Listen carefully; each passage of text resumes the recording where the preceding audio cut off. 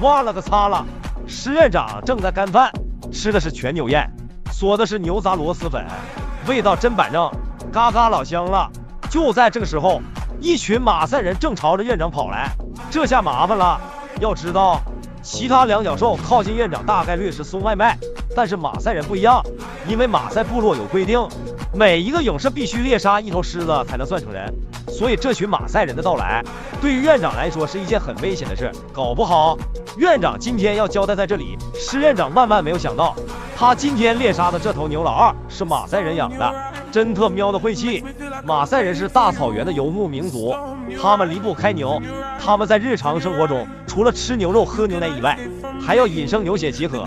马赛人的主要食物就是牛的血和奶，他们会把这两种液体混合起来饮用。马赛人的探子回报说，狮子猎杀了他们家的牛，这尼玛绝对不能忍，这不是抢饭吃吗？部落里这些精神小伙抄起家伙就要去揍狮子，可是施院长现在并没有发现异常，他还在享受自己的全牛宴。他可能也没有想到，自己作为草原霸主，只有他猎杀别人的时候，不会有谁会来抢劫他的食物。马赛人已经发现了雄狮的具体位置，也就不耽误时间了。一个二个就跟脱缰的野马一样，非常兴奋。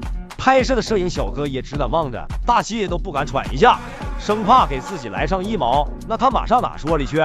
面对狮子这样的猛兽，马赛人是一点都不带怕的，干就完了。他们手里的长矛能干翻一切。马赛人拿着长矛就冲了过去，嘴里嚷着要揍狮子。我擦了！狮子发现了情况不对，赶忙就要提桶跑路，一点多余的想法都没有。这要是遇到猎老二来，恐怕还要一战。但是来了一群马赛人，手里还拿着家伙，这尼玛要是跑慢一点，估计长矛就得扎在背上了。施院长很没面子，但是为了活命，这也是没有办法的事。落到这群马赛人的手里，那可不是闹着玩的。在马赛人眼里，可没有什么草原之王，管你什么王，一长矛拿不下，那就再来一长矛。人类也属于自然界，生存法则同样适用。